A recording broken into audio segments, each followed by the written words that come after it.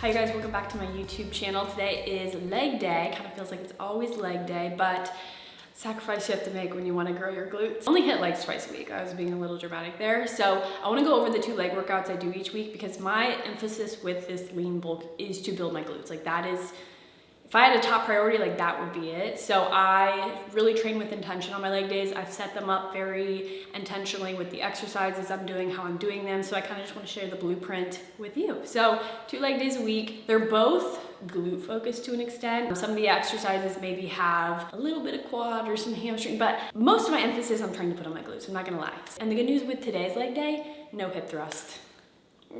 No hip thrust, which I used to do hip thrust in both of my leg days.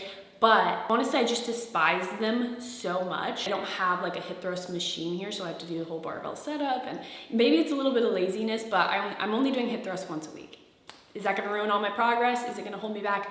Probably not. Hip thrust is a great exercise, but in today's leg day, we are doing without it. But before we start this leg day, we have to get warmed up. Do not skip your warm-ups for leg day. Don't skip your warm-ups ever, but especially for leg day. Getting your hips loose, your knees warmed up, your legs warmed up, super duper important. Let's get warmed up and do glute activation and we'll hop into the workout.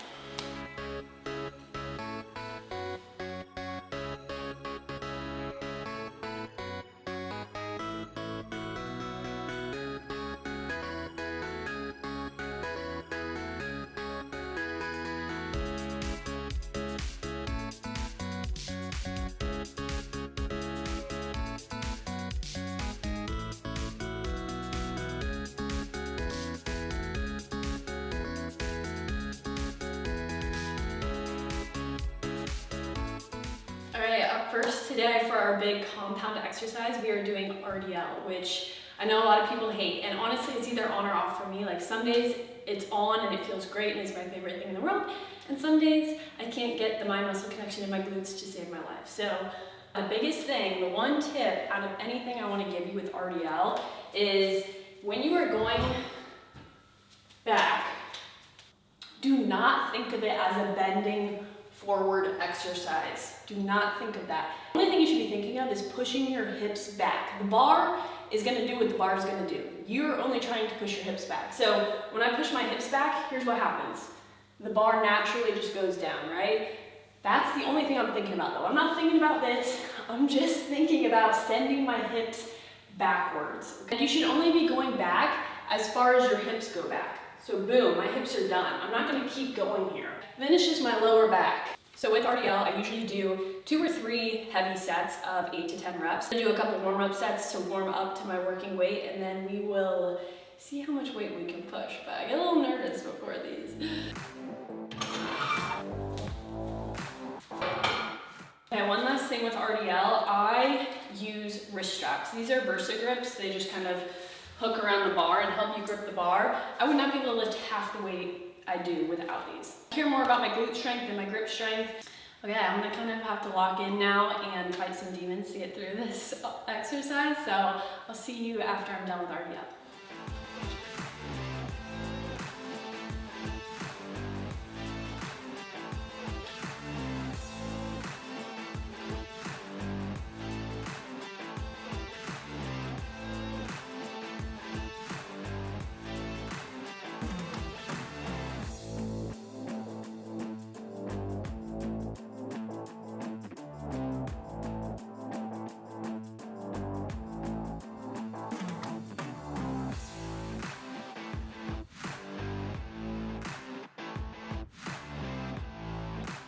I do my cardio and I still get my butt kicked by these leg days.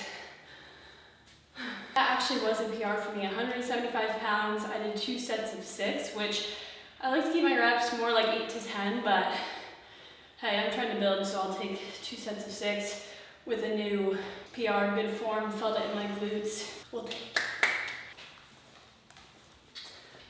Next up we have leg press. I usually like to do 2 compound movements to start that are using both legs, full lower body, just a lot of full lower body glute power. Starting with RDL, I'm gonna do leg press and then I'll move into my single leg movement and then I'll burn out with some isolation work. So with leg press, I usually keep it around 10-ish reps, give or take. I would say anywhere from the low side of 8 reps to the high side 12 reps. Just remember, it's all about how you push yourself, because there's no magic in doing like 3 sets of 10. If you're picking up the lightest weight you possibly can, just flying through 3 sets of 10, you're not making the most of it. You need to pick a weight that challenges you. So leg press, figure out what weight to use that. Around the 10th rep, I'm about to failure.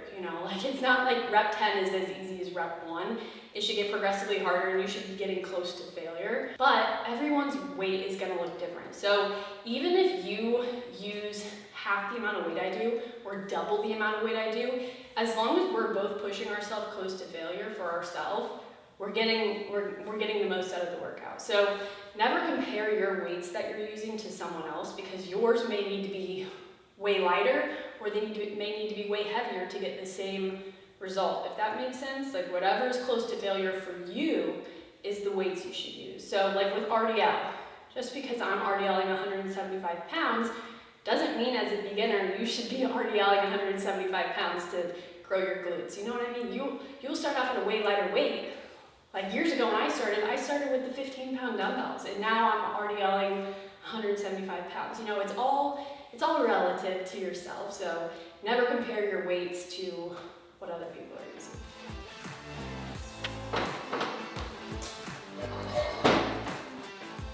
Thank you.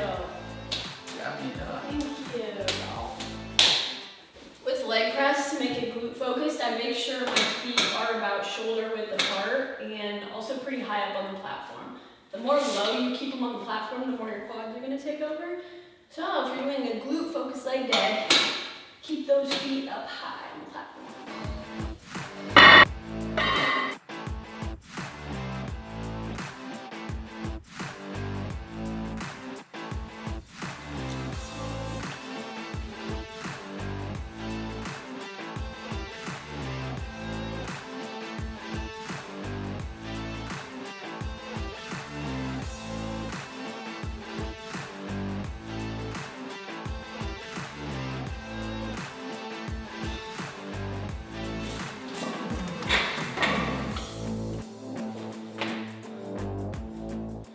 Single leg movement stuff, but we do not skip them, okay? You don't skip them, because odds are you have one leg that's stronger than the other, one arm that's a little bit stronger than the other.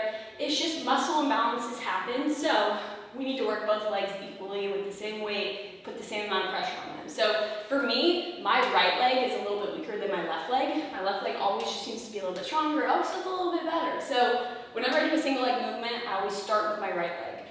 My weak leg, so that I push myself with the weight and then I just match that with my left leg. If I started with my left leg, I'd probably be able to go a little bit heavier, probably be able to do a little bit extra reps, but then my right leg would only continue to get weaker. So we want to work the weak leg first and then match it with the strong leg to kind of hopefully balance it out a little bit, guys. So my single leg movement today is split squat, and if I had to give you one form tip with the split squat or any sort of single lunge movement, if you want to keep it glute focused, when you go down, you want to keep your knee in line with your ankle like this. That's going to put all the tension on your glute, okay? If you're pushing your knee out in front of your toe like this, that's going to put a lot of emphasis on your quad. So glute focused, keep your knee in line with your ankle and think of sitting back. If you're trying to do quad, push that knee forward. We're doing glutes, so.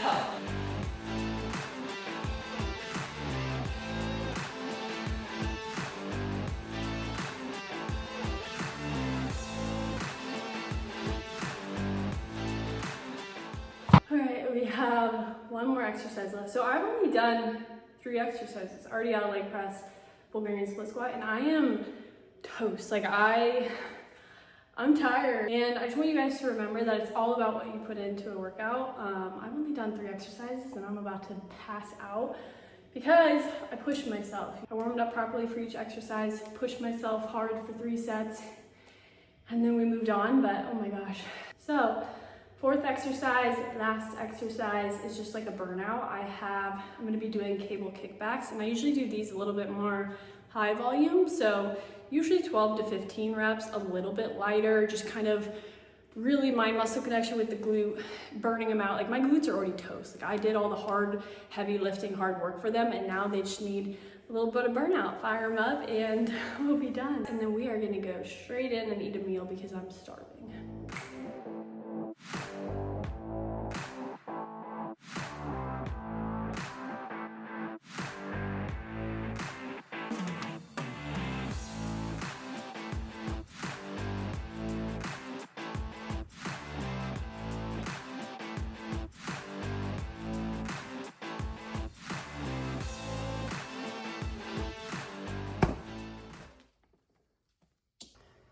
Eeny, meeny, miny, moe. Which one? This one. Post-workout, you gotta get your protein in. It's actually like, it's not do or die to get it in immediately, but I'm always hungry after I work out and it's good to get some protein in. So I'm gonna have this double chocolate brownie protein muffin. These are so freaking good. 29.6 grams of protein in this baby. So good. This is what literally curbs my cravings, is having one of these like every single day.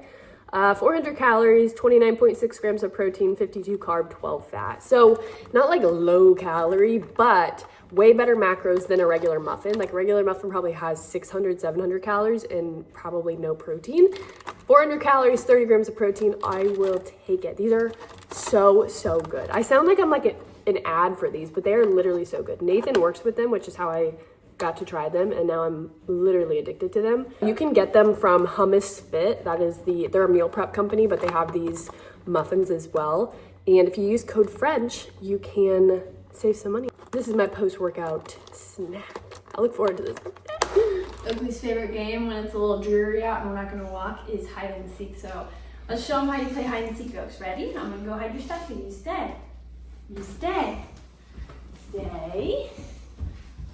Stay.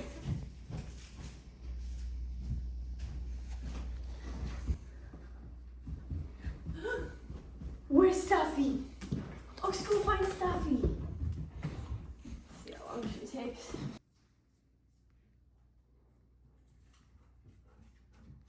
Oh, good job. Good job. Good morning. It is officially leg day number 2 for the week, and as you can see, I am in my car and not in my garage, and that is because I am going to the gym to do this leg day for one sole reason, and that reason is because I don't want to set up for hip thrusts in my garage. I know. I've become so lazy with it. I don't know. Just barbell hip thrusts have just not been feeling right. It takes me forever to set up, and I just haven't been feeling it. So the past couple weeks, actually for this leg day, I have been going to the gym and just using the Smith machine so that I can do hip thrust, and it is so nice. It is so nice. I love using the Smith machine for hip thrust. So yes, I'm driving all the way, it's not that far, but I'm going to the gym strictly so I can use a Smith machine for hip thrust and not have to set up. And the gym I go to is Planet Fitness, which I love Planet Fitness. Like, it's cheap, the vibes are chill, they have so many different machines. Like, I honestly love it. But I will not be filming in there, so I'm gonna just go over, I'm gonna compare my 2 leg days, the one I did earlier this week and then this one, and then you can kind of see like the different things I do each week. And when you look at these 2 workouts, they're both very simple, and you may be thinking like, what about this glute exercise? I heard this glute exercise was the best. Why does she do this one? And honestly, there are so many glute exercises out there, or variations people say to try, or whatever, and the key to progress is to pick a few of those. So I do like 4-ish, 5 each leg day, and progress with those, get better at them, stronger with them, work on my mind muscle connection, work on my form, and really progress with these 4 or 5 movements. It's way better than changing up your routine every week because you heard, oh, maybe I should be doing this. Oh, maybe I should be doing this glute exercise. Oh, this person said I should be doing this. So really just, there's so much like knowledge out there, and everyone has their own little opinion on what is the best glute exercise. But I'm here to tell you, like, there's no dominant exercise that's going to make it or break it. It's honestly picking a couple movements, couple compounds, single leg work and some isolation work, and just progressing with those. So these are my 2 glute workouts that I do every single week. Again, they're nothing crazy. It's not like I'm hitting glutes 5 times a week. It's not that I'm doing a million exercises. There's no magic in them. It's just, this is what I programmed for myself, and this is what I will be doing on repeat for the next coming weeks. And I'm excited to progress because I'm like, what, 4 weeks into this bulk now, and I am so excited for my glutes to grow. So excited. Time to go hit this leg day at Planet Fitness. Got my little barbell pad. Isn't she cute? Got my wrist straps for RDL. Got my pink water bottle, and we are off to the gym. It is a bit later in the day. Obviously, I hit that leg workout and it was very good. But I wanted to share some updates. So the first thing, I got a new vlogging camera. I invested in this little tiny little camera. Like this is like life size of how big it is. And I'm so excited because I've been going back and forth. This is my phone. And then I also have like a big, just chunky camera, which is just not, it's just not good to use. It's not practical. And then I go back and forth and then the sound is off and the video is different. And you know, it's just nice. We're gonna have one cohesive, nice video. So my next vlog should look crystal clear. The other thing, if you didn't notice, I finally have nails back on. My last 2 vlogs, my nails were looking really bad. Had to get my nails redone. And as you guys know, I do my own nails at home. So I had to pick up a few new colors because B&D, which is the place I buy my gel, they were having like a $5 sale. So each one of these was only $5, which is pretty good because they last me forever. I got 2 winter colors. So the first one is Winterberry, which I literally have on my nails. It's just this dark red. And then I also got Walnut Brown, which is just literally brown, just brown. And honestly, I don't like fall, winter nail colors. I don't know why. I don't know. I just think they make my fingers look like stubby and my hands pale. So those are the only 2 winter fall colors I will be doing. And then I picked up 2 new pinks, which I don't know if you can tell the difference. This one's very like white milky pink. This one's more like pink. So those are my new nail pickups. When I redo my nails in like 2 or 3 weeks, I'll be doing this brown. I'll probably just alternate between these this winter, but exciting. And of course pinks, because I have pink on my nails like 90% of the year, so had to get 2 new ones. As far as my bulk updates, we're starting week 4 here, so just shy of 4 weeks into my bulk, and I've increased my calories by 200. Nothing crazy is really, you know, happening yet. I think it's like placebo in my head because my lifts have been getting stronger, but I think it's just me in my head thinking, hey, I'm eating more, I should be able to lift more, when in reality I probably could have done this before, but I'll just say it's the food. But yeah, workouts have been going really good. I feel really good. I honestly have not been taking my weight close enough to even tell you what's been going on with the scale. But as I always say, we are taking this bulk nice and slow. I'm going to be doing it throughout the whole winter, so I'm not trying to rush and like put on 20 pounds in 6 weeks. Like this is a long process to build muscle. I'm not, again, trying to get as big as possible or whatever.